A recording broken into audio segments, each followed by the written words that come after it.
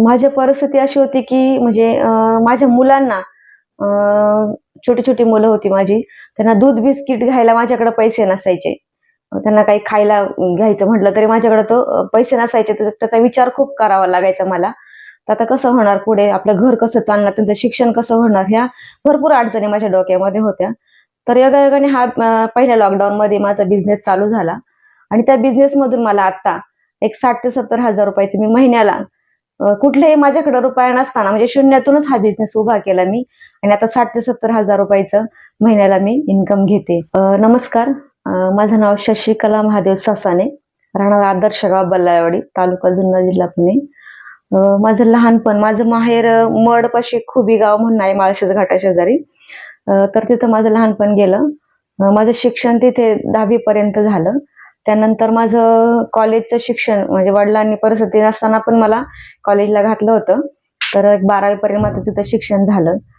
मला एक भाऊ आणि 4 बहिणी आहेत. वडील माझे सुतारकाम करतात, आई घरकाम करते. आणि त्यानंतर माझं 12वी झाल्यानंतर 2001 साली माझं लग्न झालं. ते पण माझ्या आत्यांनाच म्हणजे नातेवाईकांमध्येच माझं लग्न झालं. आणि आत्याने असा शब्द दिला होता की तुला कॉलेज करू बस. मग त्यांनी मला 1 वर्ष शिकवलं, शिक्षण दिलं. परंतु काही अडचणींमुळे, एकत्र फॅमिलीमुळे मला पुढे शिक्षण घेता नाही आलं. तिथे माझं शिक्षण स्टॉप झालं. माझं 13वी शिक्षण पूर्ण झालं आणि नंतर मग मी एक सामाजिक संस्थेमध्ये जॉब केला एक 10-12 वर्ष. तिथे शिकता शिकता म्हणजे महिलांसोबतच ते कार्य होतं. तर बऱ्याचशा त्या संस्थेने मला खूप मदत केली, स्वतःच्या पायावर उभं केलं, स्ट्रॉंग केलं.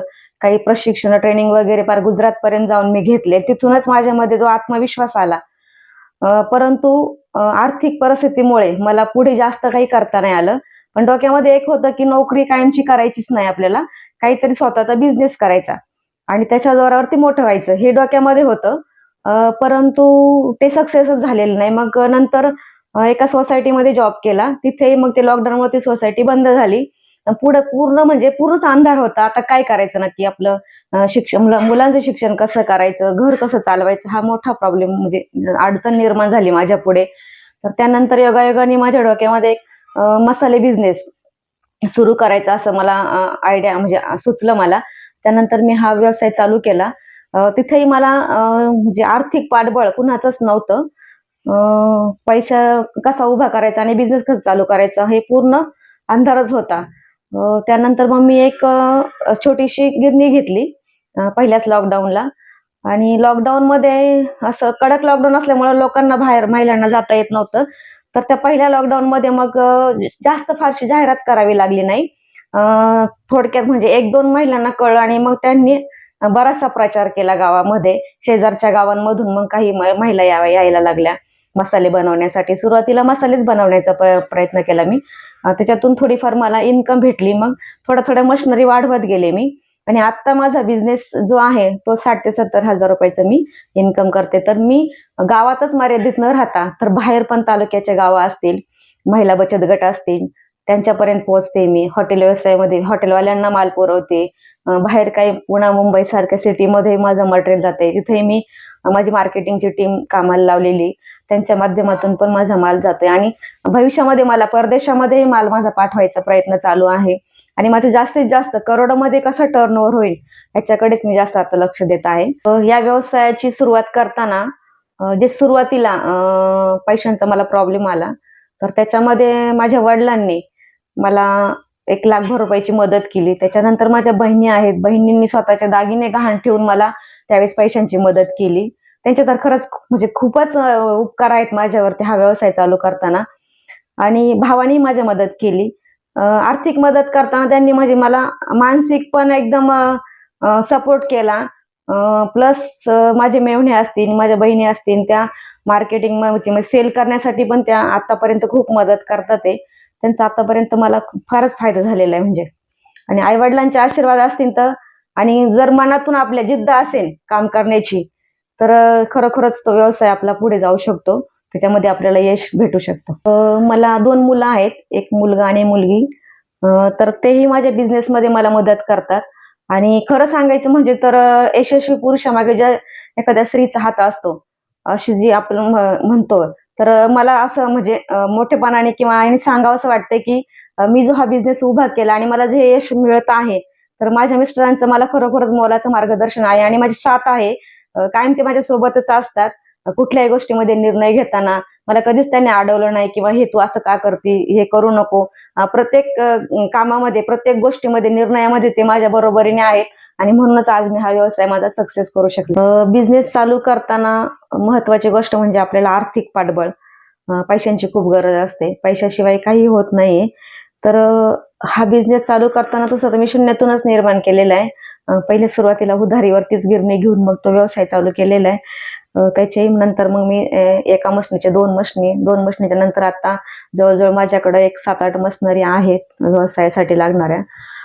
तर मग मी नंतर एका म्हणजे बँकेच्या मॅनेजरशी बोलले, बँक ऑफ इंडियामधून. तर सर म्हटले की अशा अशा योजनेमधून, एखाद्या योजनेमधून तुम्ही स्कीम मधून लाभ घेऊ शकता, तुम्हाला व्यवसायासाठी असं लोन भेटू शकतं. परंतु ते लोन मिळवायला सुद्धा मला वर्ष घालवावं लागलं. ते प्रोसेस माहीत नव्हती.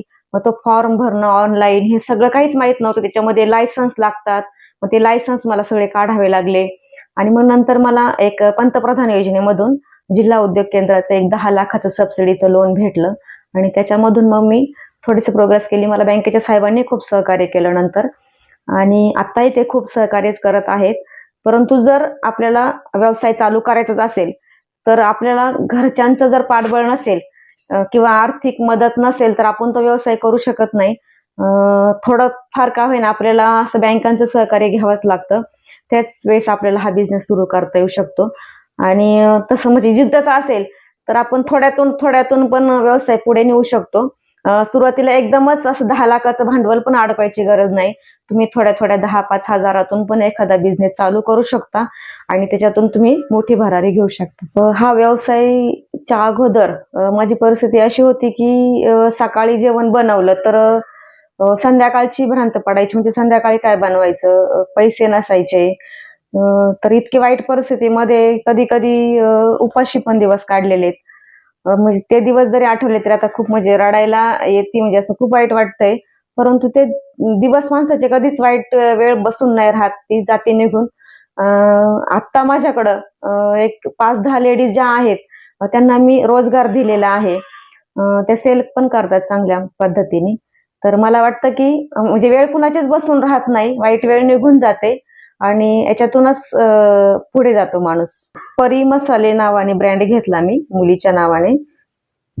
तो ब्रँड घेतल्यानंतर माझ्याकडे आता जवळजवळ 18 ते 19 प्रकारचे मसाले मी बनवते. सुरुवातीला मी 3-4 प्रकारचेच मसाले बनवले.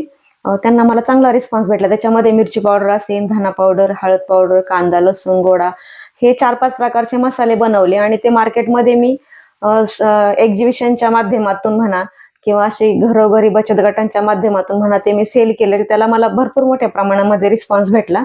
त्याच्यानंतर मी नॉनव्हेजमध्ये उतरले. नॉनव्हेजमध्ये माझ्याकडं चिकन, मटन, बिर्याणी, मच्छीचा मसाला आहे, मालवणी मसाला आहे. त्याच्यानंतर पनीर आहे, मिसळ मसाला आहे, पावभाजी, शेवभाजी अशा अनेक प्रकारचे जवळजवळ 18-19 प्रकारचे मी आता मसाले बनवते आणि क्वालिटी त्याच्यामध्ये कुठलेही केमिकल न वापरता, कलर न वापरता ऑर्गॅनिक पद्धतीने मसाले तयार करून विकते. तर त्याला मला मार्केटमध्ये खूप मोठ्या प्रमाणामध्ये मागणी आहे सध्या. कच्चा माल व्यवसायासाठी खूप गरजेचा असतो. तर मी कच्चा माल नगर, हिंगोलीवरून हळद मागवते, कोल्हापूरवरून काही मटेरियल मागवते, पुण्यातून मार्केटवरून काही घेते आणि लोकल मार्केटला शक्यतो नाही घेत जास्त. शेतामधून काही माझ्या म्हणजे शेतीपूरक व्यवसाय निवडल्यामुळं मग शेतामधून धने वगैरे, हळद, मिरचीचं वगैरे थोडंफार प्रमाणामध्ये शेतातून शेतकऱ्यांकडनं पण घेते. आपल्या शेतातलं पण निघतं ते पण वापर करते आणि त्याच्याबरोबर मार्केटिंग म्हटलं तर मग पुण्यामध्ये, मुंबईमध्ये लोकल एरिया आपला आहे. हॉटेल बिझनेस वाल्यांना, हॉटेलवाल्यांना पण देतो, मेसवाल्यांना देतो. तर म्हणजे इतक्या ठिकाणी आपण तो माल पोहोचला जातो. तर व्यवसाय चालू करण्यासाठी आपल्याला प्रशिक्षण, ट्रेनिंग, त्या ज्या गोष्टीचं आपण मार्केटिंग म्हणजे उत्पादित वस्तू करणार आहे त्याचं प्रशिक्षण घेणं पण फार गरजेचं असतं. तर मी कृषी विज्ञान केंद्र नारायणगाव या ठिकाणी उन्हाळी वाळवण असतील, लोणचे असतील, मसाले असतील, हे वेगवेगळ्या प्रकारचे तिथे जाऊन प्रशिक्षण घेतलं. त्यानंतर मी वेगवेगळ्या प्लांटला, म्हणजे जिथे जिथे मसाल्याचे प्लांट असतील तिथे तिथे जाऊन मी व्हिजिट केल्या. तिथे कोणत्या पद्धतीच्या मशिनरी आहेत, कशा पद्धतीने ते तयार केलं जातं, किंवा कच्चा मटेरियल कुठून आणतात, हे सगळी माहिती जमा करण्यासाठी मी जवळजवळ 7-8 प्लांटला व्हिजिट केली. त्याच्यानंतर मग मी मशिनरी खरेदी करण्यासाठी राहता असेल, पुण्यामध्ये असेल, अशा बऱ्याचशा ठिकाणी जाऊन त्या मशिनरी पाहिल्या आणि तिथून परचेस करण्यासाठी ते बनवायला दिल्या आणि तिथून परचेस केल्या, पुण्यामधून, राहत्यामधून. ट्रेनिंग पण फार. व्यवसाय चालू करताना आपल्याला ज्या ठराविक लायसन्सची गरज असते, तर आपल्याला फूडमध्ये जर व्यवसाय घ्यायचा असेल तर आपल्याला पहिल्या शॉप ऍक्टचा लायसन घ्यावं लागतं. नंतर उद्योगाधार हे 2 लायसन्स वेगवेगळे आहेत, ते पण घ्यावे लागतात आपल्याला. फूड लायसन खूप महत्वाचं असतं याच्यामध्ये. फूड लायसन पण घेणं गरजेचं आहे. त्याच्यानंतर पुढे आपल्याला इंटरनॅशनल, म्हणजे बाहेर जर माल पाठवायचा असेल तर आपले मसाले टेस्टिंगसाठी द्यावे लागतात लॅब टेस्टला, ते पण करणे गरजेचं असतं. त्याच्यानंतर ISOचं एक सर्टिफिकेट लागतं, ते पण काढणं गरजेचं असतं. जसं जसं आपला बिझनेस ग्रोथ होईल तर त्या पद्धतीने आपल्याला ते लायसन पुढे पुढे घ्यावे लागतं. मार्केटमध्ये इतरही अनेक कंपन्या आहेत, तर त्यांच्या बरोबरीने आपल्याला चालायचं असेल किंवा आपली गुणवत्ता जर सिद्ध करायची असेल तर आपल्याला आपल्या प्रोडक्टची क्वालिटी मेंटेन ठेवली पाहिजे. इतर कंपन्यांपेक्षा आपले रेट थोडे कमी ठेवले पाहिजेत. त्याच्यानंतर मला असं वाटतं की जे आपण प्रोडक्ट बनवते त्या प्रोडक्टमध्ये जीव ओतून किती आपण प्रामाणिकपणे त्याच्यामध्ये क्वालिटी आणू शकतो त्या मटेरियलमध्ये, तर ते पण फार गरजेचं असतं. मला एक असं वाटतं की आपण मार्केटमध्ये कायमस्वरूपी टिकून राहण्यासाठी त्याची क्वालिटी, कॉस्ट आणि क्वांटिटी हे पण मेंटेन ठेवलं पाहिजे इतर कंपन्यांच्या तुलनेतून. मार्केटमध्ये अनेक कंपन्या आहेत आणि त्या अनेक कंपन्यांचे प्रोडक्ट प्रत्येक घराघरामध्ये पोहोचलेलं आहे, परंतु त्या कंपन्या इतर तोडीस तोड देण्यासाठी त्या कंपन्यांच्या तुलनेत आपल्याला आपलं प्रोडक्ट एकदम नॅचरल बनवलं गेलं पाहिजे. तर आम्ही जास्तीत जास्त भर याच्यावर देतोय की सेंद्रिय आपल्याला माल कसा भेटेल, तर आम्ही शेतकऱ्यांकडनंच काही माल खरेदी करतो आणि त्यांच्याकडनंच तो माल घेऊन आम्ही विदाऊट कलर, भेसळ हा प्रकार ठेवत नाही. ऑर्गॅनिक पद्धतीनेच आम्ही सध्या आता मसाले तयार करून बाजारामध्ये आणतो आहेत आणि आमच्या त्या प्रोडक्टला भरघोस अशी मागणी भेटत आहे आम्हाला. सध्या माझा टर्नओव्हर जो आहे आता सध्या, सुरुवातीला तर काही हजारामधूनच होता, परंतु आता मी महिन्याला काहीतरी 1-1.5 लाखाचा माल माझा सेल होतो, 1.5 लाखापर्यंत, आणि त्यातून मला एक 50-60 हजार रुपयाचा इन्कम होतो. परंतु मी हे करत असताना माझ्यासोबत एक 10 मैत्रिणींना पण हा व्यवसाय दिलेला आहे. तर मी जे तालुक्यामध्ये ज्या गावं आहेत, ग्रामीण भागामध्ये जाऊन तिथे बचत गटाच्या माध्यमातून मग तिथून एखादी ऍक्टिव्ह महिला घेऊन तिला तो रोजगार दिलेला आहे.